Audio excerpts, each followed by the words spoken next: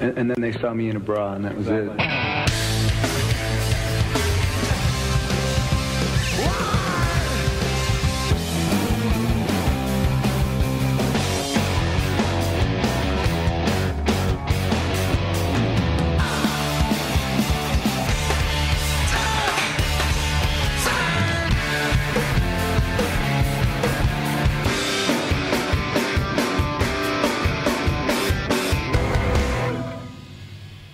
What's going on, Pearl Jam nerds? You are listening to Single Podcast Theory. I'm Brad Lyons.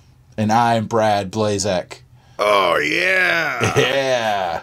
Man, you're feeling some confidence today. I like it. We're back. I like it. I need some of it. Yeah. Oh, what's that song? I like it. I love it. I need some more of it. Oh, my God. So, Can you just delete that? Can you, That's disgusting. I can't believe I just fucking did that. I don't know. The older I get, the more... Because, there's so many songs you hear kind of growing up, whether it's like classic rock radio or pop radio or whatever, and you're just kind of... You don't even think about what the words are, because when you were a kid, you didn't really pay attention to it, right? Then you get older, and it's like... Yeah. Man, there's some really rapey shit out on the radio, man. Yeah. You know what I mean? Some of that 70s and 80s stuff is just like, whoa. Well, I heard Jane Says Today by Jane's Addiction at fucking Walmart. And I'm like, do these people know what this song is about? I don't even think I know what it's about. Oh, dude, it's about, like, his girlfriend Jane kicking heroin. Oh, yeah. So I'm just like, oh, what a pleasant song to listen to on a Sunday morning at Walmart. Yeah, but I'm talking about the stuff that's like I don't know. I don't mind that stuff. I'm talking about the stuff that's like way more rapey. Blatant. Like, seriously, like guys describing like lyrics about like, just like taking advantage of people. I don't know. And it's so like blatant. You know what I mean? Yeah. I don't know. It's weird how what quickly is that? things change. What's that song? She's only 17. Oh, yeah. Kip Winger. Yeah. Daddy says she's too young, but she's old enough for me. I know. Exactly, like, dude. Whoa, what? I mean, I was a kid, didn't really fully understand, like, the ramifications of what he was saying, but I even thought, like, wait a minute, isn't that illegal? Yeah. Isn't he, like, 30? Yeah, maybe. Well, I don't know. His hair was perfect, though, I'll tell you that much. Mm-hmm. Those spandex unitard things were really banging, Yeah. Banging for the banging. What a dirtbag. Anyway, it's good to hear your voice, my friend. Yeah, it's been a while. Yeah, it's been since we talked since we went to the Metallica show? No. Well. It's 10 so good 10 to hear days. your voice. Yeah, man. It's been a minute. So let's go ahead. So this is episode 77. Do we have a name for this episode? I've got two choices for you. Let me hear it. Metal Up Your Theory. Mm-hmm. Right? No, wait. What did I... Is that what it was? Metal Up Your Theory? Well, Single Metallica Theory. That was one. That works. The first. I think one, I like that better. Yeah. Than Metal Up Your Single Podcast. Something like that. Oh my God! It's I like you lost the command of the English language on that first one. Metal Up Your Pearl Jam. Is that what you said? Yeah, I like that. That's terrible. Metal Up Your Pearl Jam, Brad. Well, really? Like, Come there's on. no ring to that at all. Yeah, but it's Metal Up Your Podcast, Metal Up Your Ass. No, I understand. I mean, I understand. I'm trying to tie in the whole Clinton Ethan thing because we went with them. What was the second choice? Single Metallica Theory. I'll admit I think Single Metallica Theory is much better. Okay, well let's do that. Metal. And I'll put a question mark at the end of it. Single Metallica Theory? Yeah. Okay. How about Single Metallica Theory SMT. / Metal Up Your Pearl Jam? No, that's even worse. We'll talk about it. We'll figure it out. No, we won't. No, we won't. I'll decide tonight when I upload this episode. But yeah, this is obviously kind of a different episode for us.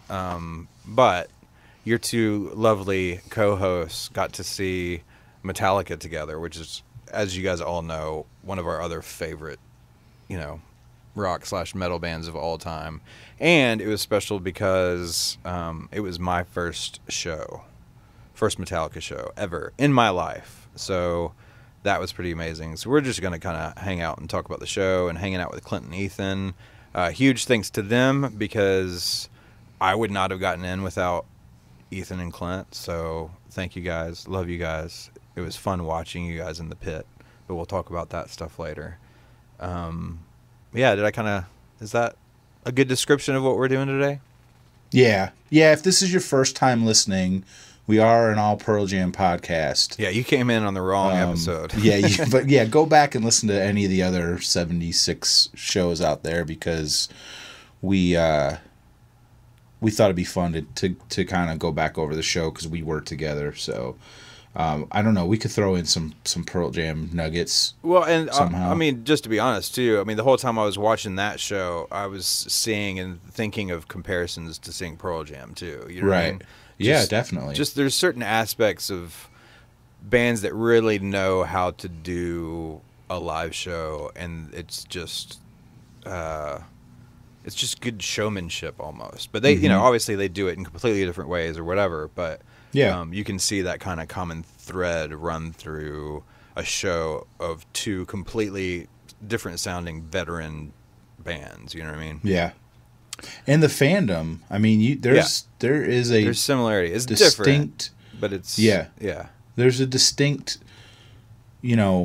concentrated group of crazy people that follow Metallica, and they literally are like a concert family. Just like if you go to any Pearl Jam show, it's all family also.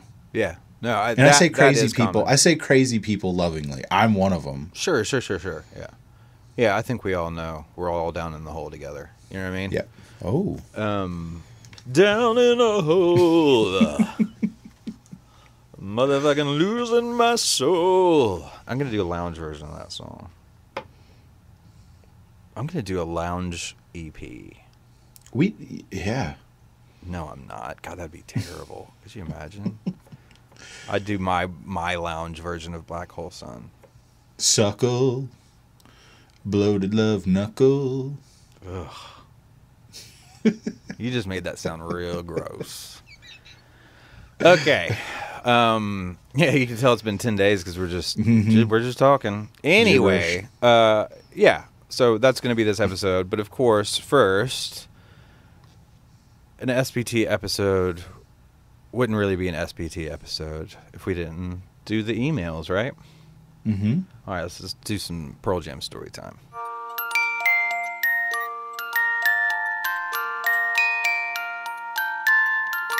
Good evening. This is Storytellers. We are here to tell stories. We just have friends up here that are listening to stories. Have I got a little story for you?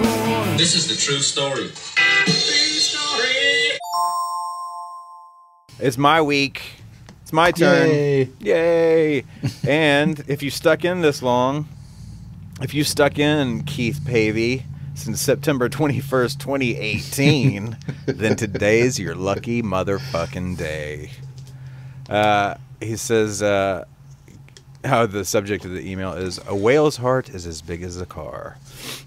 It says, hey, Brads, my name is Keith. I'm 35, and I live in Tulsa, Oklahoma. So here's my Pearl Jam story. I grew up in a very religious household, and non-Christian music was strictly forbidden. I loved music and had been playing guitar for a few years at that point, but being strictly limited to Christian bands kind of stunts your musical growth, as it were. So when I was 16, I got a job at a local department store, and I had my own money, so I wanted to rebel a little bit. Yield was the current release at the time, and I knew of Pearl Jam, and I'd casually heard Jeremy, but that they were highly respected for their musicianship and songwriting. So I bought it, snuck it home, and I was hooked. I never looked back. Live on Two Legs was out too, which introduced me to Better Man, Off He Goes, and Red Mosquito. I think I went out and bought No Code next, and then Vitology, followed by Verses in 10. I sort of worked my way backwards. I've always been more drawn to their softer, more reflective side, if you couldn't tell, but the subject matter on Verses in 10 really spoke to me on a personal level. My stepfather had been abusive to my brother and I was like, holy shit, someone else has gone through this too, and he's saying exactly what I feel. It was weird how the lyrics had such a profound effect on me, but that's not what drew me to the band. It was almost like a reward, like I was meant to discover them for myself in my own way. Anyway, when we'd all ride in the car together as a family, I was able to get away with playing Yield in the car by convincing my mom that Pearl Jam had, in quotes, gotten saved and were now a Christian band.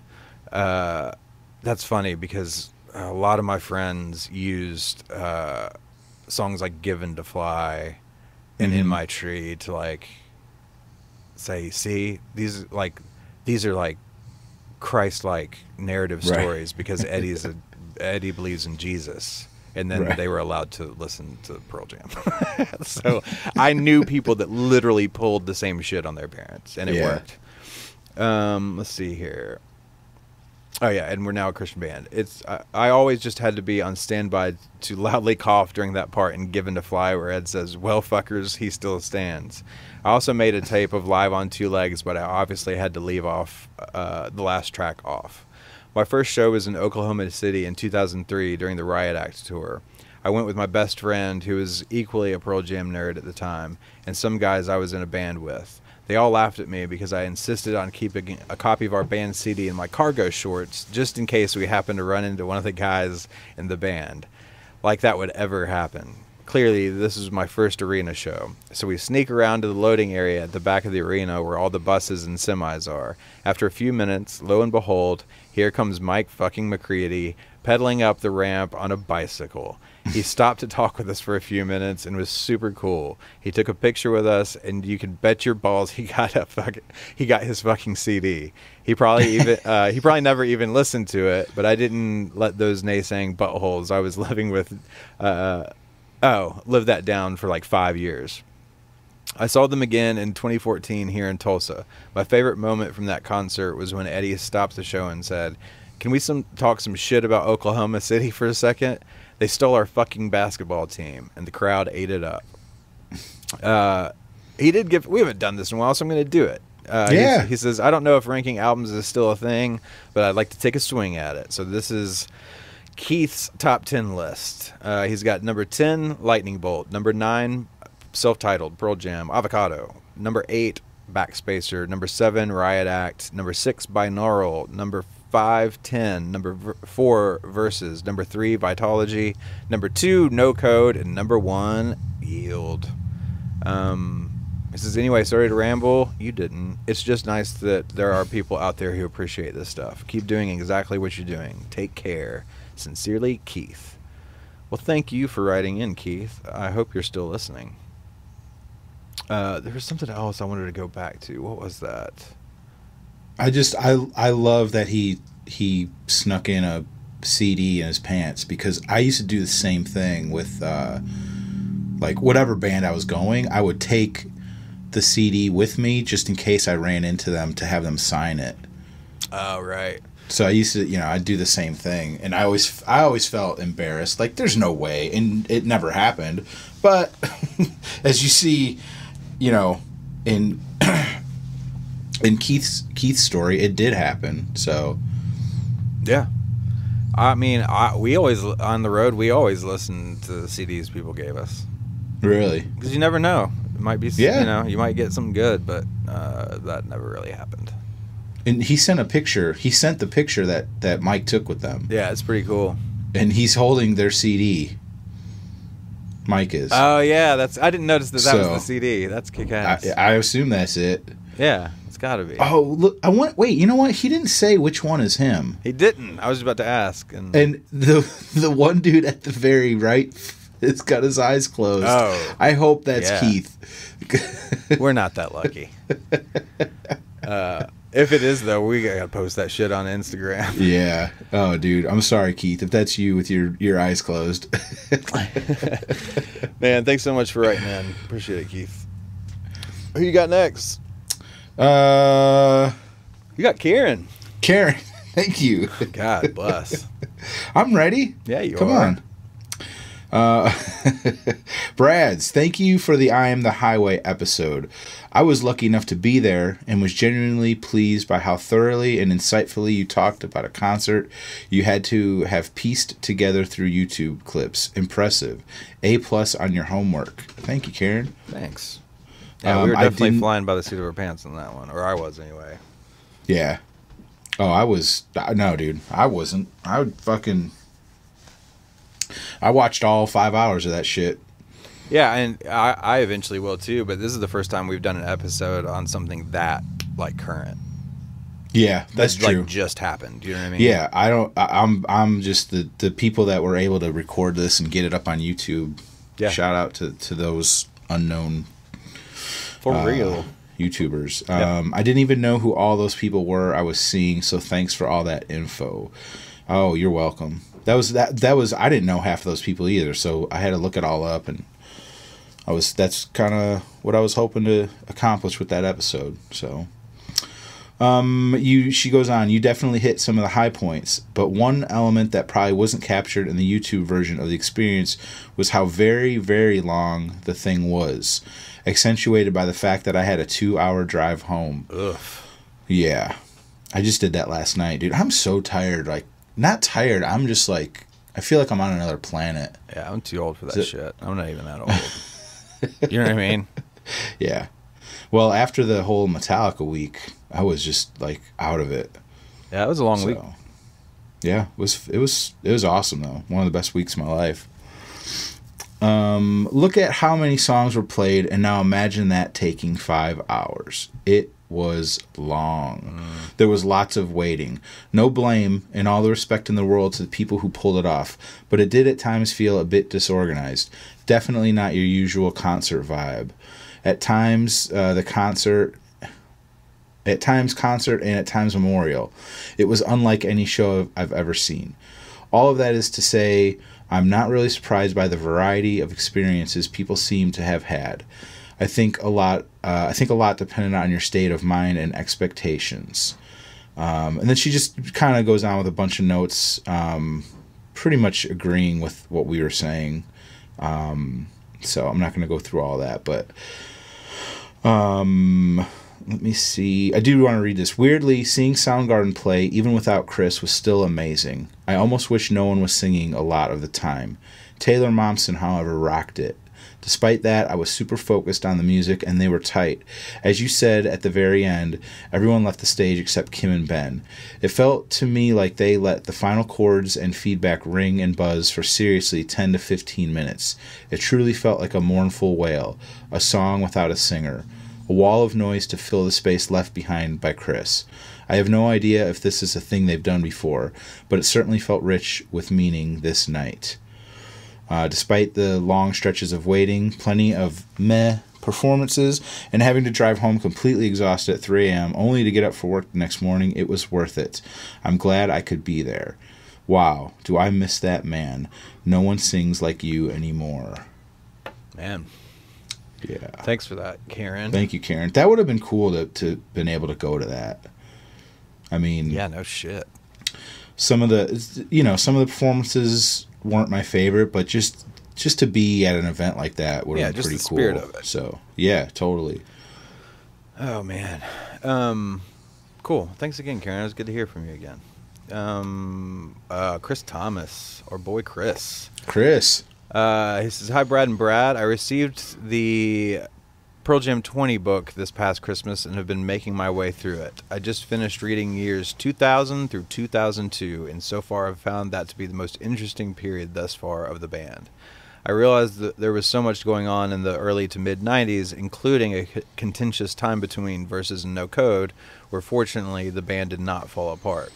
Reading over the effect of the 2000 Roskilde Festival had on the band provided me the most humanistic view of Pearl Jam. I literally had them considering it literally had them considering stop making music given the gravity of what happened during their set in that festival.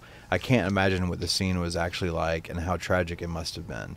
Then a little more than a year after, then a little more after, let me try that sentence again. Then a little more than a year after 9/11 happened. After reading over this section, I went back and listened to Riot Act again. I also re-listened to the beginning parts to your track-by-track review of that record. I didn't really start to appreciate this record until after I heard most of these songs live on Live at the Garden DVD. It wasn't a record that started to grow on me until after I was able to hear Love Boat Captain, Half Full, Green Disease, and You Are live. I remember Save You and I Am Mine being played on the radio quite a bit in 2002 and 2003, but those were only two songs I enjoyed back at the inception of the record. The more I listen to Riot Act, the more I can start feeling some of the raw emotion from the after effects of Roskilde and 9/11. Musically, I appreciate this record because it's the first record that Boom plays on. It really makes it unique for me compared to the others.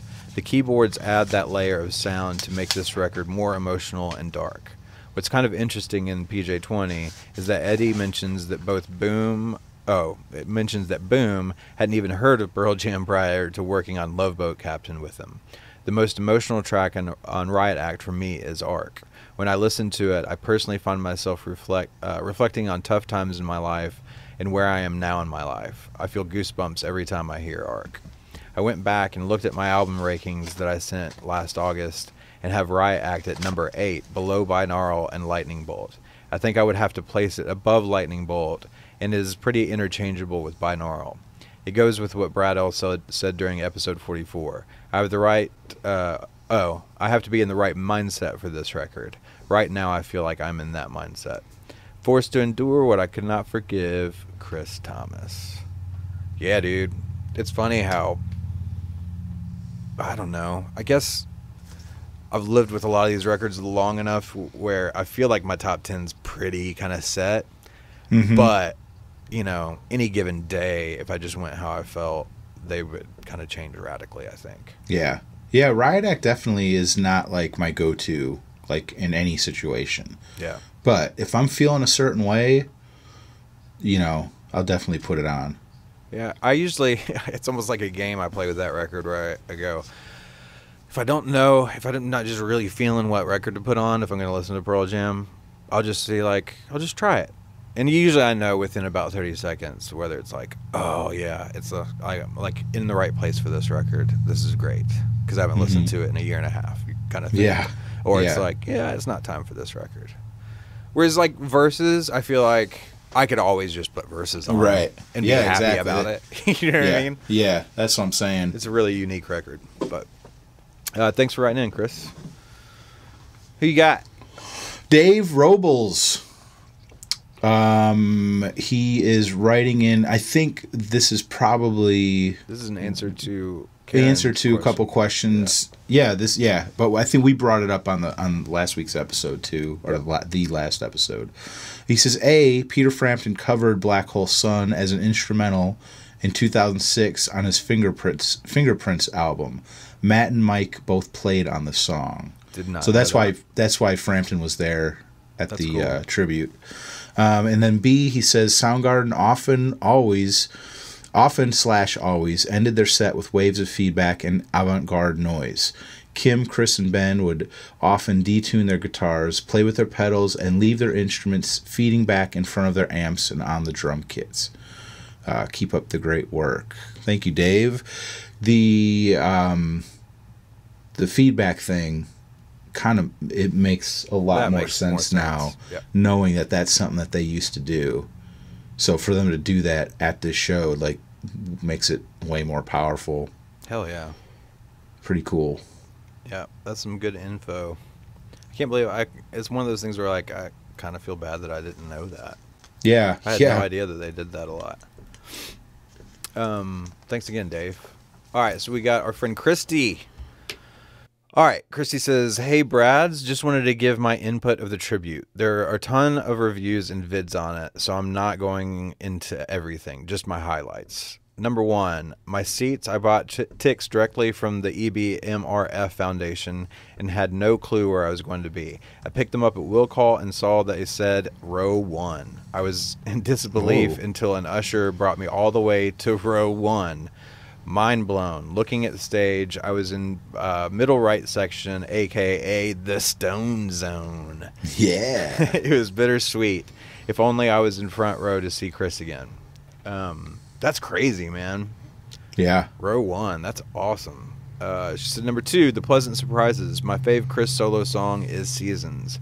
When Adam Levine came out and they started to play it, I cringed. No, not my favorite song. Then he started singing and I was blown away. He did a great job. The other surprise was Miley. When she was announced for her first song, I took my only break of the night to go to merch. Sorry, Miley. But I did see her second song, Say Hello to Heaven, later in the night, and she was awesome. I guess I shouldn't hate on people I've never seen live before. It's true, man. I guess I get it, but seeing so many people disappointed about the pop stars that were there, like, yeah. Adam Levine is a badass motherfucking guitar player, and he, like, it's cool if you don't like pop music, that's fine. But he's one of those people that's like, I don't know. I feel like you could play a bunch of male pop singers and he would be, and you don't know who they are, like a blind listening test, and he would still be the one that like sticks out. Yeah. He doesn't sound like everyone else, but he doesn't sound crazy weird or anything. Does that make sense? Yeah. Yes. I think he's a great musician. I mean, I get people cringing when they hear, like, oh, the dude from Maroon 5 or Yeah, I get Miley Cyrus. What the fuck, Hannah Montana? But you just, like Christy's saying, like, when she heard him and her sing, she's blown away. Yeah. And it's like, okay, good. I'm glad that, if people just give them a chance to hear them, that they get it. Yeah. And that's pretty cool. Well, I think there's also a perspective of, like, I don't know, from other people, and the scale to which they do it doesn't have to be the same, but just the idea of getting up in front of people on stage and doing something, once you had to do that, it changed. You're like, it's like ripping on Miley Cyrus, right? Like, you don't have to like her music, but you get up there and fucking do that, man. Yeah. You get up in front of 20,000 people and sing row, row, row your boat without shitting your pants, right? Much less singing really high energy songs with lots of movement on stage, and you have to capture the attention of however many thousands of people are standing in front of you, just like Pearl Jam does. They all make all the same moves. You know what I mean? Yeah. Yeah. Like, fundamentally, there's not a huge difference between a Pearl Jam show and a Miley Cyrus show. Well, I mean, I think me too, people take it for granted, like, how hard it is you have to sing to, like, the drum beat or the guitar, like, whatever you're listening to, and you have to, like, hit it correctly every time. Yeah. Does that make sense? Like, I can't do that. Like, I'll go to shows and sing my ass off, and I'm, like, screwing it up every other line. Like, I miss when I'm supposed to come in. Yeah. You know what I mean? Does that make sense? Yeah. It's just, as a whole, like, it's made me go from I don't like them to I respect them, I just not into the music. Yeah. That's a very different way of kind of approaching it. Well, for me, for me, like, Miley Cyrus, my daughter loved Miley when she loved Hannah Montana. Right. So I know, like, all those fucking songs because that's, like, all we would listen to. Yeah, see, I don't. And I'm just like, I don't like this, but she can sing her ass off. Like, her voice is great. I just don't like all these songs. Yeah. No, I get it. Okay, back to the email. Yeah. Where am I? Number three, Chris Cornell's kids. Chris Cornell's kids. How difficult must it have been for each of his kids to talk and or perform at such an emotional event and with such poise. Tony did a great job on her duet with Ziggy. Lily gave a touching speech after a sweet intro from Stone. I just wished she had also sung. She has a beautiful voice too. Christopher Jr. introduced Stone Gossard. No, Soundgarden. Oh, Soundgarden. Which Sorry. that was awesome. Yeah, I didn't see that. It was. I mean, it was real quick, but he was just like, "I'm Chris Cornell Jr. That's cool. This is my dad's band, Soundgarden." I was like, Oh, "Yes," that's awesome. Something like that. It was pretty That's cool. Performance highlights were Foos, Adam Levine doing Seasons, Fiona doing All Night Thing, and Soundgarden set. Other singers I loved, Miguel on Reach Down. That was awesome. I know I said that during the episode, but that was great. Nick Acosta, who always kicks ass, she says, and Brandy Carlisle, and then I'll add, who always kicks ass to that as well.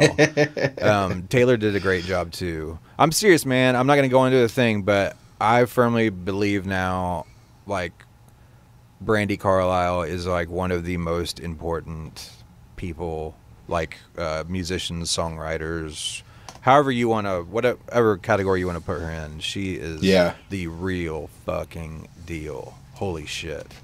Anyway, let's see. Number 5, top 3 moments for me. Soundgarden set. The end with Chris's guitar feeding back as Kim and Ben left the stage. It felt like I was at a funeral or a wake. At one point, the feedback sounded like bagpipes. Not sure if I'm the only one who thought that, but that's what I got from it. That makes total sense, actually. Definitely. Out of all the emotional moments, that was number 1 for me. The last few minutes of Soundgarden set and the several minutes of feedback. She says, Stone's speech, ouch, right through the heart.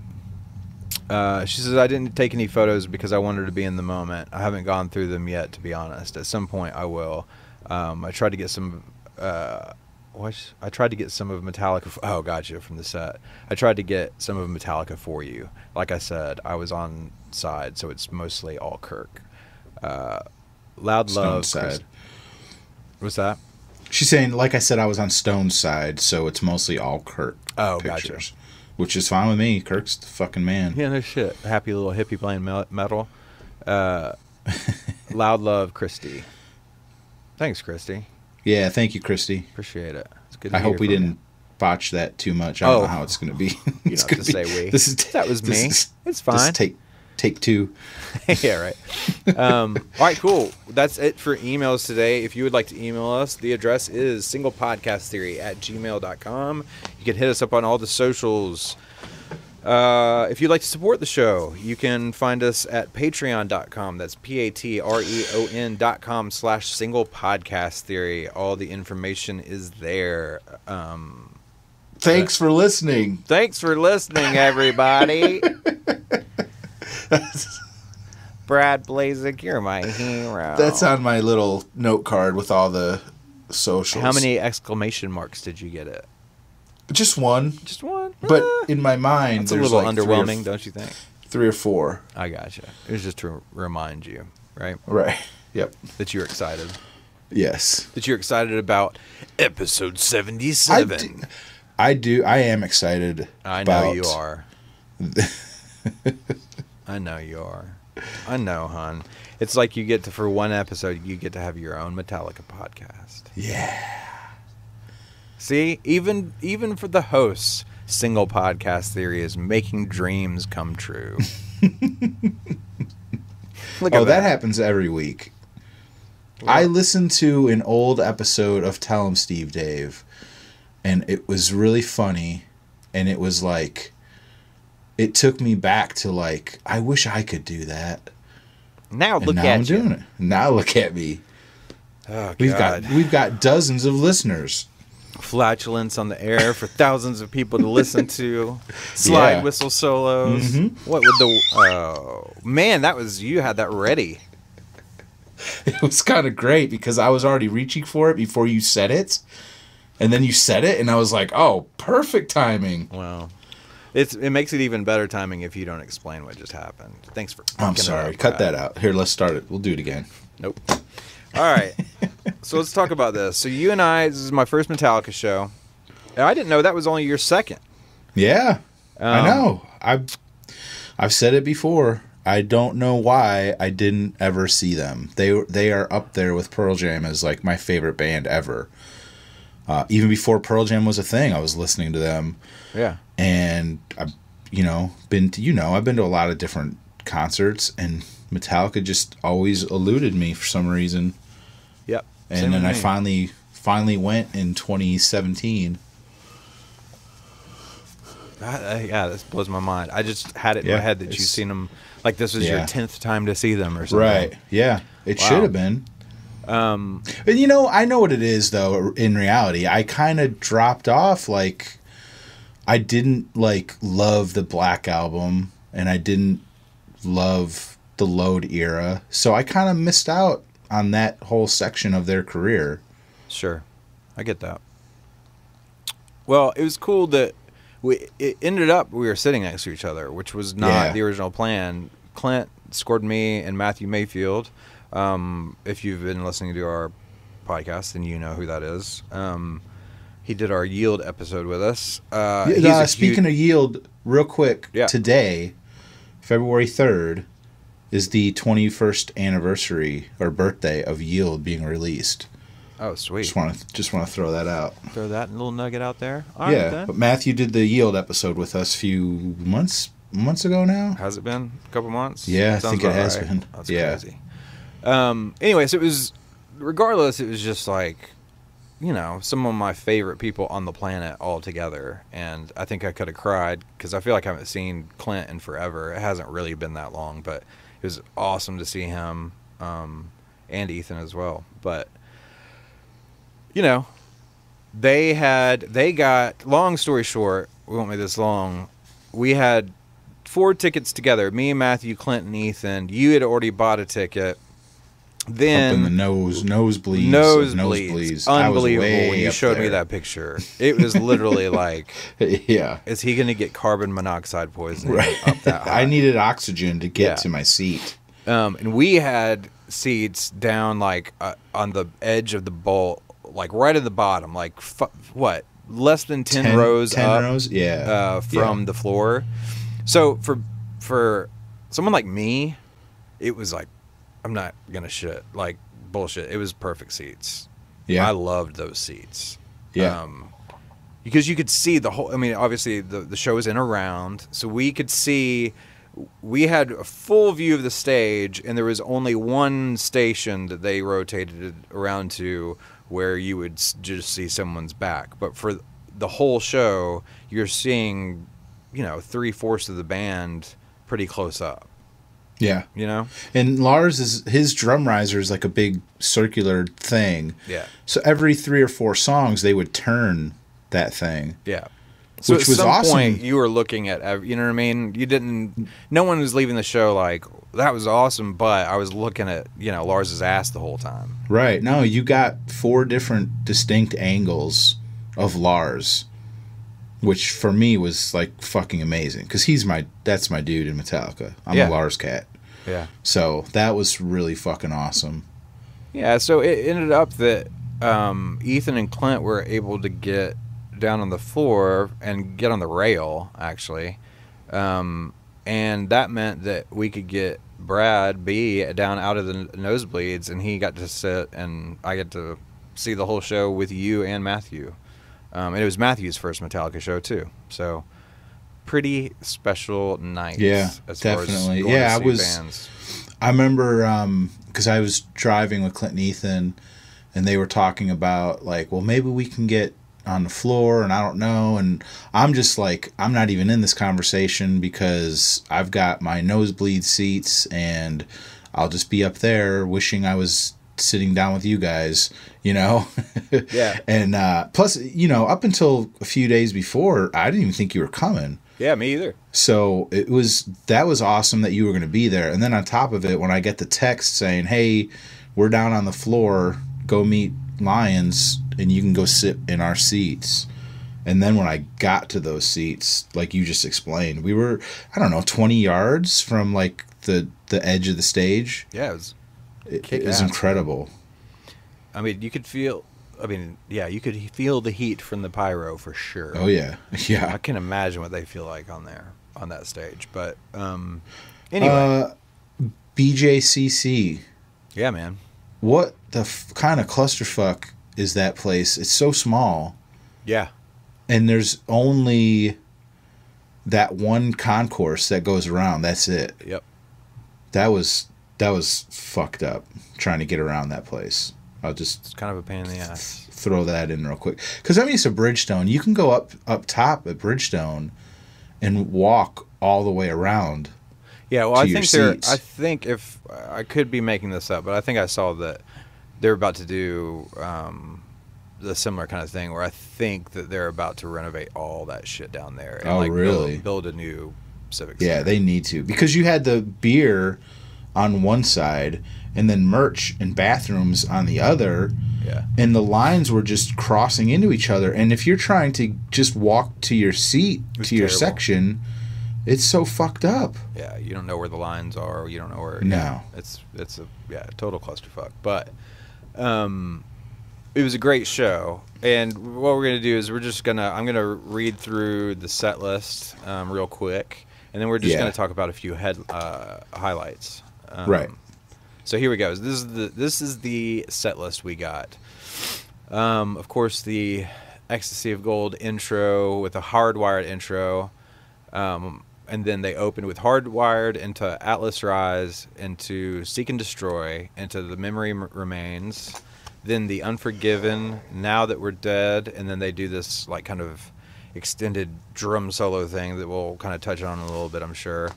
Then we got Dream No More, For Whom the Bell Tolls, Welcome Home Sanitarium, Four Horsemen, Creeping Death, Moth into Flame, Sad But True, One, Master of Puppets, to end the set, and then the encore was they came out and did Battery into Nothing Else Matters, and then of course ended with Enter Sandman. So, we were talking about doing I keep saying headlights. Why am I saying headlights? Talking about highlights. But for me, in a way, I'll just start by saying the whole fucking show is a highlight for me because I've never seen it before. So it was like, It almost didn't matter what the set list was. It was going to be my first time to see anything that they played. So, and on top of that, they did play a lot of my favorites. So I was super stoked about the set list in general. What about you? Oh, yeah, definitely. I am a little more crazy than you, so I'm a little more like wired into what the set list and what the show is kind of going to be about. Yeah. As far as like the cubes and the pyro and the drones. Yeah. What did you think of like that stuff, all the production stuff? Like the production cubes, was first fucking of all. killer. It's insane, right? Those cubes. Yeah, so for everyone that doesn't know what we're talking about, like I literally thought when we got to our seats and we're standing in front of the stage in the round, and I thought because they were hung and they kind of were arranged at the beginning, they were hung with all the speaker arrays around the top. Mm-hmm. So you see all the speakers and then you just see these big cubes, and they look like speakers, or that's what I assumed they were. I thought they were part of the sound system. And then the show starts, and they're, I don't know, on all sides, they've got images all over it. So they're all TV screens. And sometimes they did make it look like it was maybe part of the lighting rig, and they were all black and whatever. And then, they did the Cliff Burton section, and it was all these images of Cliff playing, and I just hit my microphone because I use my hands when I talk. Anyway, that was really cool. I thought anyway, and they moved all over the place. They moved around. It was great. Yeah, they move so smoothly too. Yeah, like there's no like herky jerky. They just like come right down and go back up, and they'll stop it. Had to cost so much because it works so well. That wasn't like clunky robot stuff moving around. That was some nice shit. They're just incredible. Like did you didn't even know what was going to happen? No, because I purposely didn't look at set list stuff online because I just wanted to be kind of surprised, Well, I knew, I've seen like YouTube videos, so I knew the cubes and they're cool, and I'm like, I can't wait to see them in person, but like it makes a huge difference. Even knowing what was going to happen with them, to see them physically in person, like, blew my fucking mind. Like, the YouTube video just can't do it justice to what these things look like. No, it's hard to describe. You just see that there's like, I don't know, like physically, it's the only way I know how to describe it. Like, physically, you're seeing these cubes like coming down, and they're right in front of you, that you can't see that like depth perception, I guess, through YouTube videos. No, it's true. And they're really cool. Yeah, well, and there's other production stuff too that are more like, that's one of the things that just continuous through the show. They use those cubes. There's a couple specific production things that they did that we'll talk about along with certain kind of song highlights or whatever. But I think for both of us, I was super stoked that they opened with the song Hardwired. Ever since that record came out, I was just like, oh motherfucker, if I ever get to see them live and they open with that riff, that just woo, and they did, and it was badass. I loved it. Well, for me, so they play Ecstasy of Gold, and you kind of get chills because it's like they've been playing that as an intro for over 30 years. Right. So really hardcore fans know like that this is it. They're coming out. So then they start playing the Hardwired intro, and all the lights go out, and that music starts kind of slowly building up. And then the instant where it goes from that complete darkness to all the lights come on, and you get the live sound. And they start that on the thrash section, right? Yeah. Yeah. So that whole that whole warm up is all they're pumping the record through the PA while they're walking. People are going ape shit because you can see them getting to their positions and getting their guitars from the guitar techs, and then they go into that next section that kind of starts the thrash section, and that's when they pump them through the PA, and it's like, oh shit.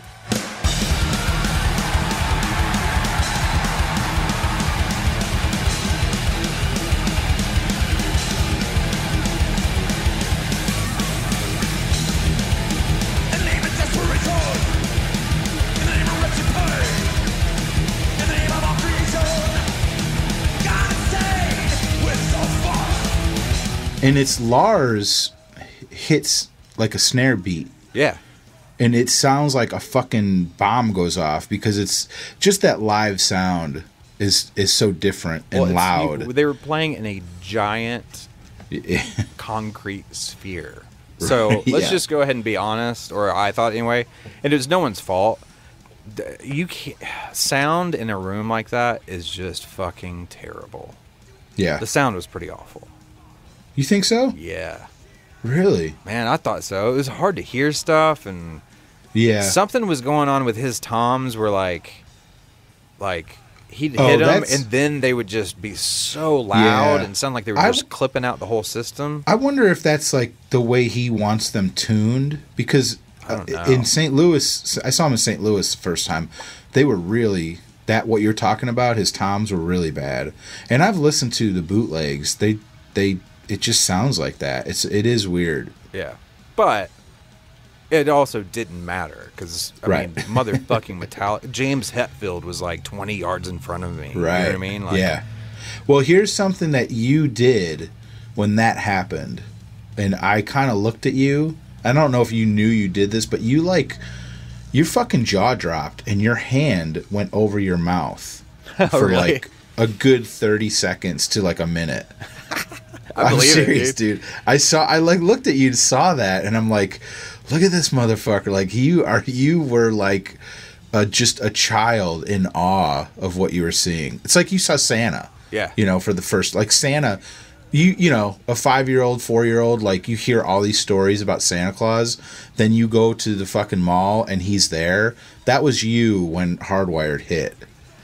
Well, that's the thing, man. It was pretty fucking special for me to be standing there next to you to see that happen to you. Well, I would you know? imagine that it was me thinking, man, I've always kind of, like I said, ever since this record came out, I was like, if I get to see them on this tour, then, and oh God, I want them to open with this so bad. And it happened. And then there's just that moment where, I mean, I've seen, like lots of people, I've seen so many cool shows and so many shows that I thought weren't going to be that cool, but ended up being great or whatever. But there's something different about bands like Pearl Jam and Metallica for me. There's there's a special place that these bands have for me because there's so much, I don't know. My love is just a lot deeper, and I've lived my life with these people's music. You know what I'm saying? Yeah. And even as a guitar player, like James is one of those people where I can't do anything now, but he helped me work on my right hand as a guitar player. And I never got anywhere close, but there was something about seeing, and I don't get starstruck that easy, man, but there was something, and it was the same with Pearl Jam, when James was like right there, and I'm watching that human and his hands play those riffs live in front of me for the first time. It's overwhelming for me. You know what I mean? It's like, this is real. Like, he's not just he's a real person that's in front of me, and that's never been the case before. Right? Yeah, when you're in that room with them, and I'm especially like where talking about it, especially where our seats were, like. Because we were close enough that they were all like right there. It's a weird feeling to, quote unquote, know these guys for the last 30 years from magazines and TV and movies, but to be in that room and to see them like come to life, it's a weird fucking feeling. Yeah. Well, and I think there's something too in there about Metallica that a lot of people don't realize. I think a lot of people can tend to classify any kind of metal. So here's the example. Has there ever been a Slayer lyric that really touched your life? No.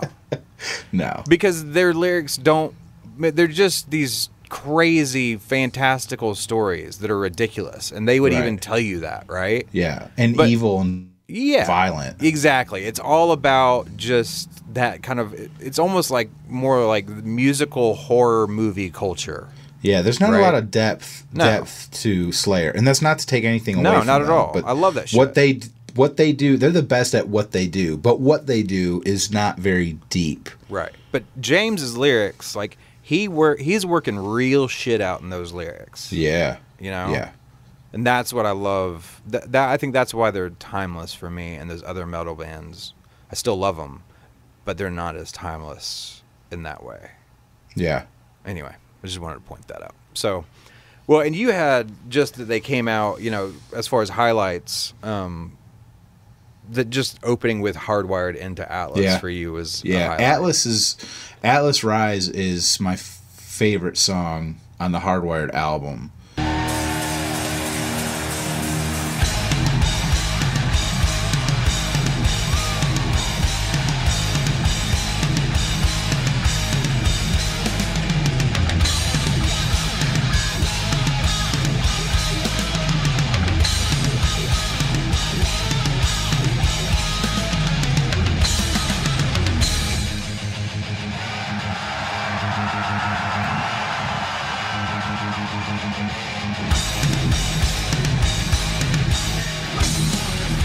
So to get to see them play that live is just incredible. Yeah. Well, it's such a great song. Sounds really good. Yeah. Yeah. I haven't listened to the bootleg yet, but being there, he sounded like he was sounding good. He sounds really strong. And let's put that into perspective for people too right now. Man, I mean, because those guys are older than the Pearl Jam are. Yeah. Yeah, this band is not washed up. They're not like, in their fat Elvis years playing at the fair. Like, they still fucking bring it, and they still just kick as much ass as they did 20 years ago. Like, they might not be thrash metal anymore, but they still... But for me, is like, thank God Metallica isn't just making their fifth, Injustice for All. Right. That's what I love about them. Because there's some heavy shit. And when you talk about being relevant, like, their new record is badass. Yeah. And they're old. Yeah. It's some of the best metal that's out there right now. Yeah. They're still the best at what they do, Yeah. It's and there's some, Hardwired and Atlas. They're thrash adjacent, right? At the very least. Who'd you say? Thrash adjacent. Like, it's not Master of Puppets, but it's not Hardwired is that what you're talking about? Yeah, absolutely. They have not slowed second down. section of Hardwired, the opening song on the record, is thrash. Yeah. You know what I mean? Yeah. Anyway, I love Atlas as well. So I was super stoked that they came out with 2 songs from the record, and that's something that James said too. Is like, do you guys like the new record? And of course, people cheered or whatever, but he was basically like, good, because we're gonna play a lot of shit from it. Yeah, and they did. Because they played a bunch off of it. Yeah. So for me, we can kind of move on. Like, obviously, Seek and Destroy was awesome. But I got more excited than I thought I would when they went into The Memory Remains.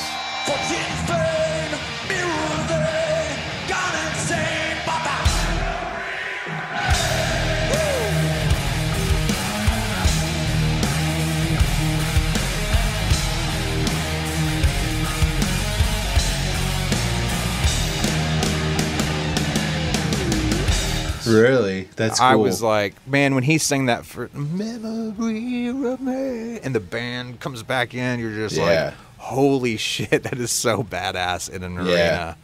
That is rock and roll as fuck. Oh my God. And it's a heavy fucking song. Like, I like the song. But I think I liked it live better than the album, because it's such a fucking, like, heavy, sludgy kind of riff that sounds amazing that fucking loud. Yeah.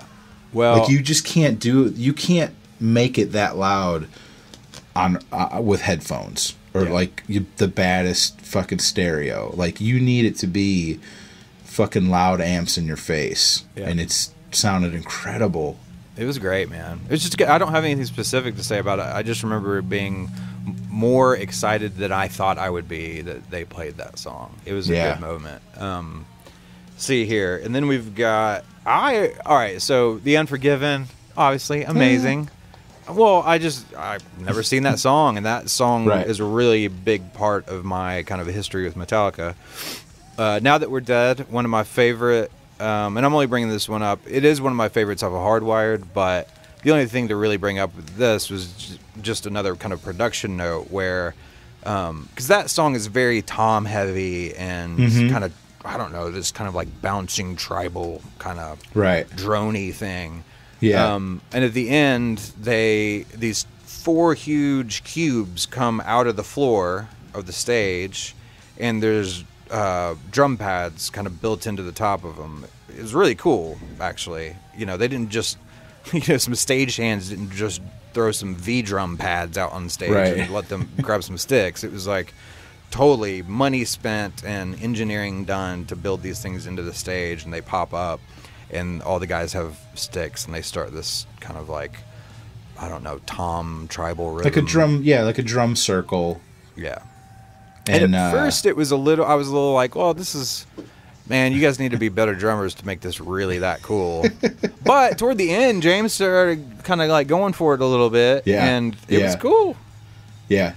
He starts doing, the other guys have like toms, but James has the snare. Yeah. And he's doing like almost like a marching band. Yeah. Kind of, but like a snare solo thing. Yeah. Yeah. Snare and solo. It's cool.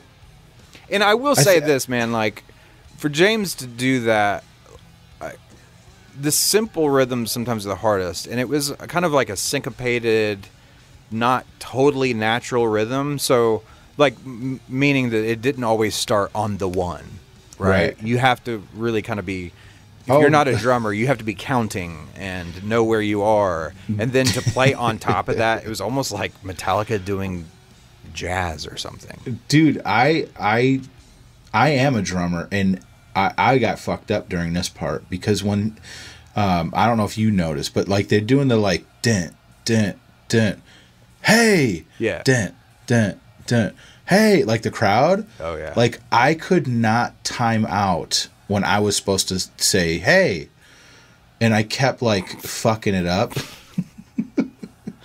Way to go, so, Blazik. So like you hear the crowd like dun dun dun, hey, hey, like that was me. There's nothing worse than being on stage and the crowd, you want them to clap with you, but when they're like, they fuck it especially up. Where in the country you are, really does matter for this kind of stuff.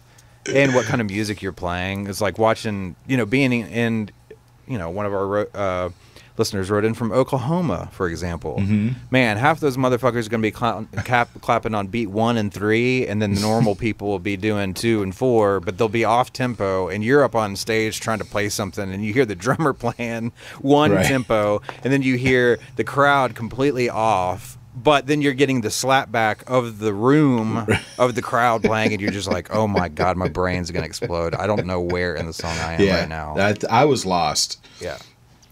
So anyway, that was a really cool moment. And then I actually, again, we don't have to, and you can actually, I put this on my highlights, not just because of the song, but wanted to know if they play this a lot, and you would be the guy to know. I put having Dream No More as part of the set list was pretty fucking cool. It was cool. Is that a normal thing? I don't think it's super normal. But I think been done a few times before. Yeah. That's cool. Yeah, that was kind of a personal highlight for me, just because I think I didn't expect it. For Whom the Bell Tolls kicked ass, obviously, and then Welcome Home Sanitarium was a highlight for me, but that's also where the Kirk and Rob show takes place. Yeah, after Sanitarium, like James comes up and he's like, "I want to introduce you to my friends," and he introduces Rob and Kirk and says something like they're gonna do something special for you, which they've been doing at every show. They pretty much they call it a doodle. It's basically just a solo, but they've been coming up and doing a song that's specific to either the city or the state that they're in. Right. And we were kind of talking about this before the show. I don't know if me and you were, but like me and Clint and Ethan were, about like Sweet Home Alabama is the most obvious / cheesiest song to play in the doodle. Like, there's no way they're going to play that. No, that's exactly why they played it. Yeah.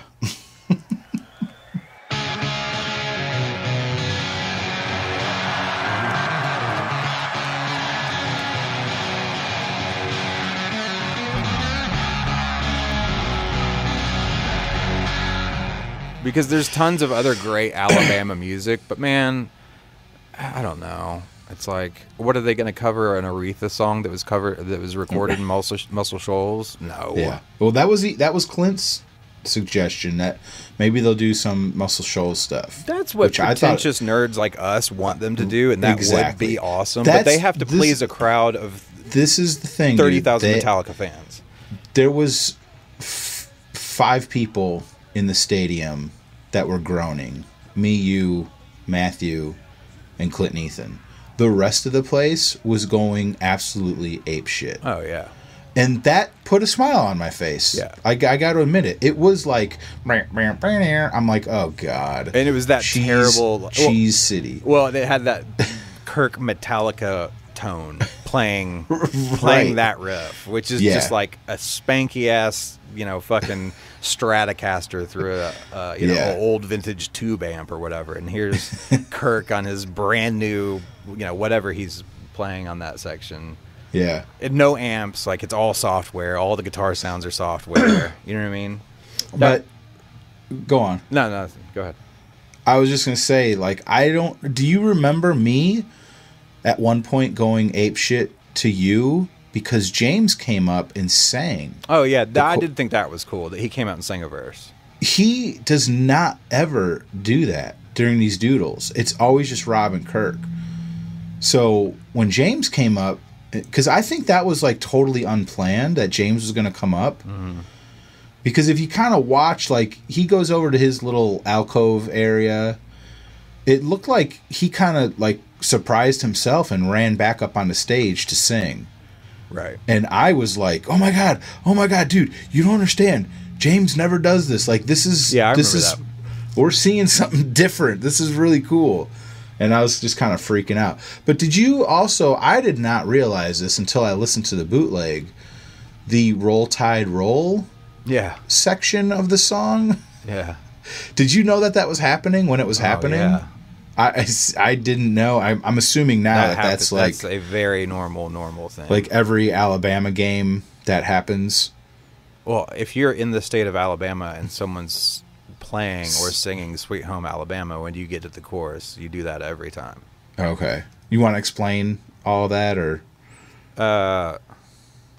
Yeah, that people just in Alabama, because they are, like, football's a religion down here. Yeah, college. Yeah, college football is. And obviously we have two really great teams that spend a lot of time in the top 10, if not number one, in college football, which is Alabama and Auburn.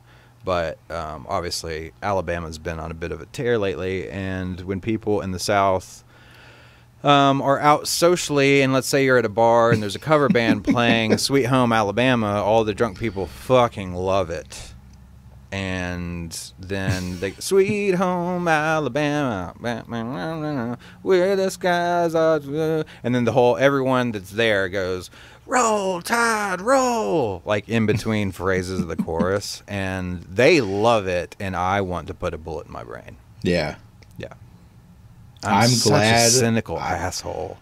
I'm glad I didn't know that was happening. I just heard like crowd noise. I didn't realize it was a fucking.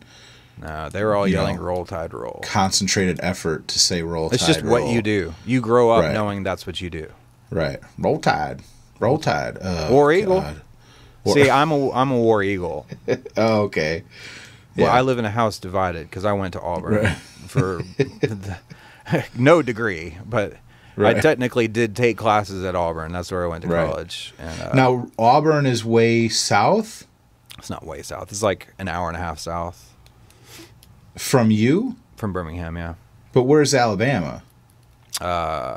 So Auburn is southeast of Birmingham, and Tuscaloosa is southwest.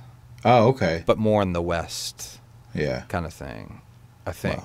I think I've got that right. It's only like 45 minutes away, Tuscaloosa. Yeah. But anyway, there's your Alabama geography for everyone that was dying to know all that stupid shit. I lived there for fucking 5 years, and I don't even know. I've been here since I was like 5, and I don't even know, so it's fine. But see, I was up in Muscle Shoals, so. The Shoals. I go up there a lot. All right. Moving on. Yeah, well, then they did, then Rob was like, let's do some Black Sabbath, Kirk. Play some Black Sabbath. And they played Iron Man. Yeah. Which was like, that's because Birmingham is the Iron City. Right. But there was a point to it. Black Sabbath is from Birmingham in the UK. And I'll also just say, as far as Welcome Home Sanitarium, that was a great thing for me because I have very specific, vivid memories of the Guitar Player magazine that I had bought because it had the full tab for this song on guitar. Oh, cool. And just sitting in my room for hours and hours until I could learn how to play it. So it was cool to see that live. Can you still play it? You got a guitar handy? Hell no. I mean, I have to work on it in a minute to get to remember everything. Yeah. But it's still in there somewhere. It's like riding a bike. Yeah. All right. Well, I was going to say, like, one of my highlights is then Rob going into Anesthesia, which was Cliff's bass solo from the first album. So for all of you that don't know, Cliff Burton was the original bass player. He beloved member, and had a profound effect on the sound of the band. And more importantly, if you know a lot about Metallica, he contributed a lot to just kind of the musical kind of philosophy of the band, I feel like. because he liked other things. He liked jazz. He liked, you know what I mean? He liked all. He liked different kinds of music, not just the metal that they made. He wasn't a dumb metalhead, but so that was a song from one of their early records that's basically a just nasty ass metal bass solo. Yeah. And Rob still does that kind of as tribute. And that's what we were talking about earlier with the cubes and everything. That's one of the moments where they had all these visuals of Cliff all over the place. And it was cool. Yeah, it's a cool moment in the like Metallica family type thing. Yeah. All right, and then for me, well, you have Creeping Death as being a pretty big moment for you too.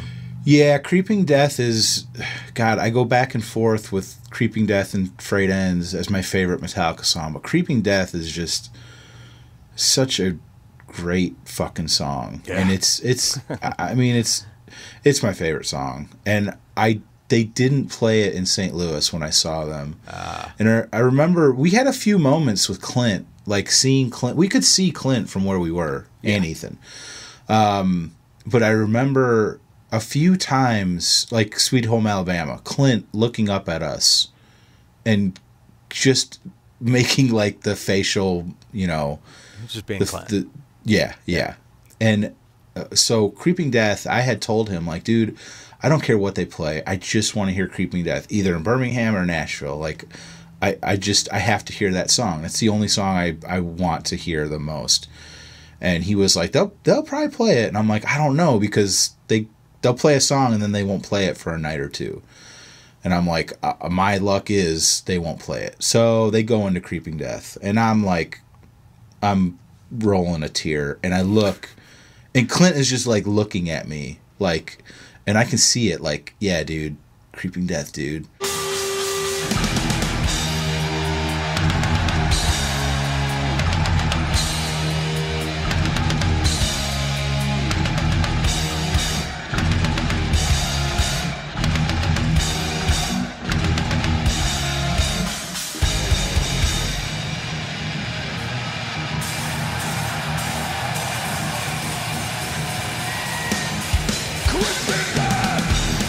You know what I mean? Yeah.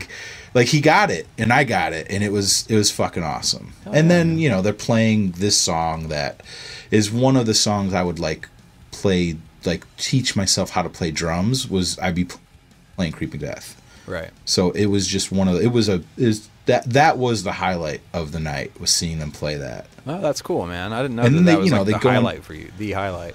Yeah, totally. Nice. Then they go into like the Die chant. Mm-hmm. I mean, it's just because I've heard that, they used to play that a lot. So that's on like a lot of the early bootlegs that I would hear, that I would listen to over and over, is like, I remember hearing that a live version on the radio, like the first time ever. And I was like, the crowd starts chanting Die. And Lars is like just playing along, like playing this like rolling thing on his toms. Yeah. And in my mind, like, I'm like, oh, like that's what happens at a concert. Like I want that in my life. I want to be there for that. Right. And so just to see it, 25 years later was like pretty special for me. Hell yeah, man. Well, that rolls perfectly into the next. I'll just kind of put these next two songs together because they were back to back in the set, and it was a huge highlight for me because I didn't expect for these songs to be played back to back, which I thought was interesting. But it was Moth into Flame, and that led into Sad But True. Metallica gives you heaven, baby!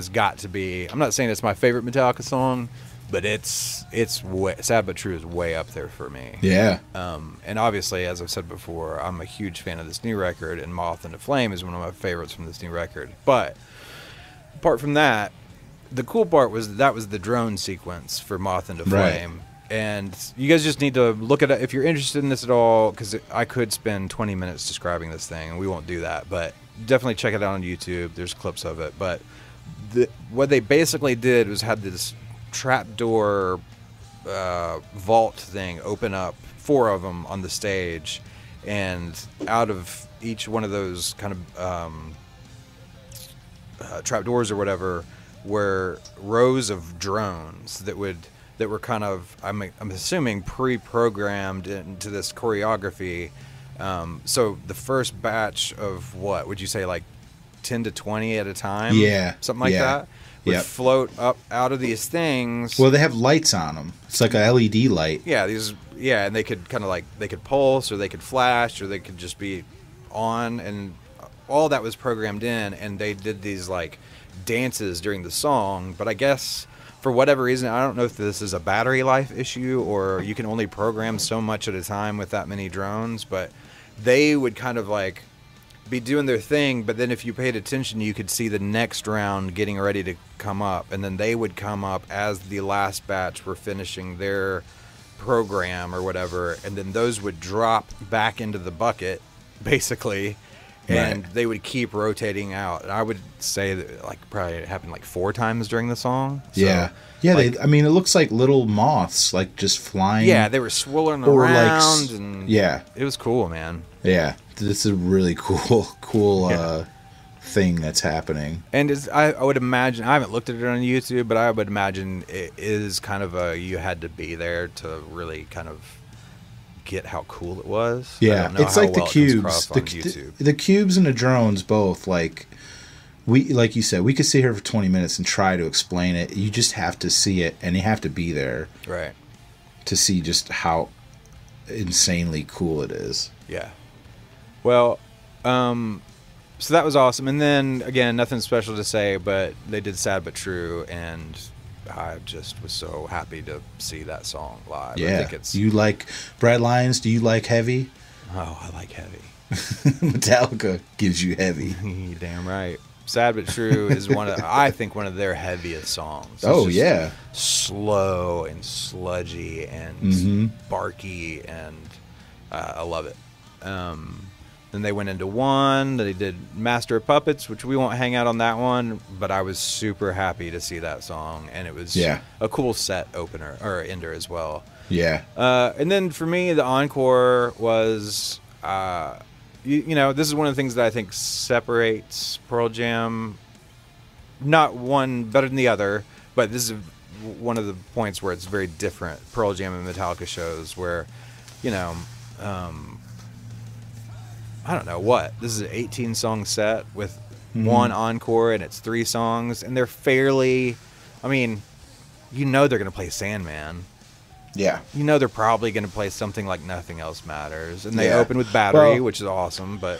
Not to ruin the magic trick for you, but they always play Nothing Else Matters and Sandman to end the show. I figured they've Battery, been doing this for years. Did they swap out the encore opener? The encore opener has been like a thrash beast every time. Between Battery, Blackened, Fight Fire. Now, obviously, I would have loved to have seen Blackened, but I was more than happy to hear Battery. That was badass. Yeah. Well, they've been doing Spit Out the Bone, which is the final track. I really would have loved that. I know, dude. If they played that, damn it. Yeah. Well, they did it the night before at Little Rock, so Clint got to see it. Son of a bitch. Well, I know. I mean, it is a shorter show, but I will say this: there's a lot more, and it's not better or worse. It's just different. There's a lot more production going on in a Metallica show than there is a Pearl Jam show. Oh yeah, yeah. That's you know. They have to kind of do some of the same things to keep up with the production. Yeah. Well, and just the idea of both shows in some ways are just very different. I feel like Pearl Jam is just more of a like let's just get together and see what the fuck happens to a certain extent, and let's just have a cathartic moment together. Whereas, but they do want to put on a show, and they, you know, all that stuff too, obviously. Whereas Metallica still wants the same things out of a show, I feel like, but they have a much more regimented, like, again, it's just a production thing. There's timing that has to happen with the things that Metallica does for their shows, you know? Yeah. Whereas that also makes it hard to Metallica, if they want that production value, they can't make up set lists every night. Yeah. The guys in the crew, you can't keep up with that level of production and have the band calling audibles. If we could nerd out just for a minute on the set list, like, I get Enter Sandman closing the show. Yeah. But I wish it opened the main set or closed the main set. Because I would much rather have, like, Master of Puppets be the... I'm with you on that. I'd much rather them end the main set with Sandman and then put, you know, whatever at the end. But in Nothing Else Matters is, like, you go from, like, Battery or Spit Out the Bone, like the thrashiest song, into their slowest fucking song. Yeah. I mean, put Nothing Else Matters, like, towards, like, if you're looking at Setlist FM, switch out Nothing Else Matters with one, like, flip flop those, and it would be perfect. Because Sad But True into Nothing Else Matters into fucking Puppets to end the main set, right? And then you get Battery 1 and Sandman. I don't know, that for me, Metallica nerd, that would work a lot better, but that's just me. Yeah, I will say this though, this last year I think it's a culmination of a lot of things, just kind of in my life changing, but also I've been trying to, I don't know if it's making up for lost time or whatever it is, but not only did I not go to a lot of shows because of my touring schedule for, you know, almost a decade of my life, but it was also, to be honest with you, it's also a lot of, like, social anxiety. I just didn't want to go. I just didn't want to be around that many people and whatever. Yeah. And now that I'm at a much better place, I mean, it's still there, but a much better place, and can kind of let go a little bit more, like, shows have been so much more fun for me because, you know, when I was younger, I think I was looking at shows like, well, I'm getting to watch people do what I do or want to do, depending on, you know, what point in my life I was in. It was almost like it was a problem I was trying to solve, like how to be good. You know what I mean? Yeah. And now, and I was always like, I don't know, I was enjoying the shows, but I was just more of a listener. I just want to listen. You know what I mean? Yeah. Like, I'm not the charismatic guy. But now it's just like, I don't give a shit that Lars is sloppy as fuck. Right. Because he is however old he is, and it doesn't matter. Like, like, I'm watching them play Battery, and it sounds like Battery, and it's them. Right. Like, I don't care if he's all over the place or, like, it literally doesn't matter. And it's just, I don't know. That show is a really good example of that for me, that I felt a lot more lost watching that show and just kind of not giving a shit about thinking about things and just kind of riding along with it. And that's been really nice. Yeah. That was kind of a highlight of the show for me. How about the fact that James was 20 yards away from us for the entire song of Nothing Else, the entire performance of Nothing Else Matters? Yeah. That was pretty cool. Because we didn't really touch on the fact that these dudes are like, there's the four corners, each has their own microphone stand. Right. So all three of those dudes are running around the stage for each song. Yeah.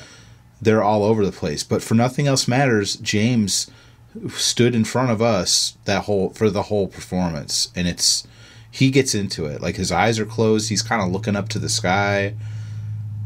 Well, and that's kind of the last thing I'll say is just that the most important thing, they are not phoning shit in. They're working their asses off. And we got to see that close up. Like, same with Pearl Jam, man. GA. Those dudes are, you know, I mean, Stone's chill, but he's still working, man. You know? Mike's working hard. Matt's working. They're all working hard, you know? It shows. I don't know. it's just so cool to see bands that have been around for that long still just kicking ass, man. Yeah. Well, and like I was saying before, like we met. Well, this happened the next day at the Metal Up Your Podcast party, but I met so many like longtime Metallica fans. Yeah. And it's the Met fam. You know, the Metallica family is real. Sure. And these people are like traveling together because there's this special ticket you can get from Metallica, and it's like it's just like, man, these people kind of mirror a lot of the people we met like in Chicago in the GA line, you know? Yeah, totally. And people coming to see Clint and Ethan is amazing, and like a couple people, because me and Clint did a Birmingham wrap-up podcast, and he put it out like that day, so people were coming up to me like, are you Brad? And I'm like, yeah. Like, oh dude, I was listening to you today. And I'm like, that's oh cool. my god, thank you. like it's just such a nerd. God. But it like I feel like part of that family now. Yeah, no, that's great. And it's like I said, I know this is, if anyone's still listening that's just a Pearl Jam fan, thank you for putting up with our Metallica indulgence. But well, and I think, you know, if you know, there's a lot of podcasts for a lot of bands, but I will say this about Pearl Jam fans, and in and of itself, one is not better than the other, but I will say that I feel like Pearl Jam fans as a whole tend to, like, if Pearl Jam's your favorite band, you still might like a whole lot of other bands, right? Mm-hmm. Yeah. Tend to kind of like span the spectrum a little bit more. Pearl Jam fans do, and there are Pearl Jam fans like this too, which is, I feel like there's a lot of Metallica fans that aren't necessarily music fans. They're Metallica fans. Yes. Does that make sense? Yes. And there's something really kind of beautiful and amazing about that, and in one way is being part of that as a Metallica fan, but also getting to kind of watch that at a show for the first time was really kind of cool. Like these people just love Metallica. Right. You know, there's no other way to say it, but right. That is a difference that I do like that about. I feel like you would have a lot more people listen to a Pearl Jam podcast that's going to diverge for 1 week about another band that they might not even listen to. I feel like a lot more Pearl Jam fans would give that a chance than maybe, you know, metal fans or strictly Metallica fans and stuff like that. But because it's one of those things. It's like when I talk about the Eagles, you can not like Metallica. That's fine. I don't give a shit. Right. But we're gonna fight if you start saying they're a shitty band or you know what I mean? Like it's just noise or whatever. These guys are fucking geniuses. Anyway, end rant. That was a fun show. I'm glad we got to do it together, man. Yeah, definitely. Hell yeah, bro. You got anything else you want to add before we get out of here? No. Cool. I think we're good. All right, bud. How's your sister? How's California? It was great. It was hard to come back. It was beautiful weather the entire time. Yes. Yeah. And Rich Tremblay left me a note, I think, on somewhere on the social medias. Yeah. He might have private messaged me. It was saying something about how all of their coasts over there are great, and he's right. We went to like 3 different beaches down in San Diego. Yeah, they were all different, and they were all great. You totally missed the polar vortex, didn't you? Or no? Were you back by then? Oh, that didn't happen? Yeah. No, I got back in time. Did it not happen? Dude, we were supposed to get we had all these like winter. They went ahead and just straight up closed. They declared Alabama a state of emergency the night before, and then not a fucking snowflake. It was so funny. How cold was it though? Not cold. Really? I mean, it was so wrong. Oh, okay. See, it was like 10 degrees here for like 3 days in a row. Yeah, it was not that cold. But it dropped below freezing for like, I'm serious, like 5 hours, and then it was like 45 degrees. Oh no, it was like 10 or 15 degrees when I was waking up to go to work, and it didn't get like above like 20 all day for like 2 or 3 days. Yeah. But we didn't really get snow. We got a little bit, but Well, not bad. you know, hello to all you that are getting shit tons of snow. Sorry, Yeah. I hate it for you. Wish there's something I could do to help, but I can't. And I'm outside in a t-shirt today, so Yeah. Today is like awesome. insane. Yeah, I'm like ready to fucking get done 70 with this and degrees. get back outside. Yeah. Yeah, me and Aiden went out. I was teaching him how to skateboard.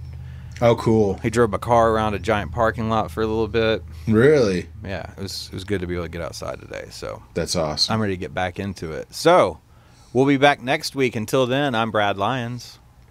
And I'm Brad B saying, all these words I don't just say, and nothing else matters. Peace. Later. I died and you just I died and you watched. I died and you walked by and said no. I'm dead.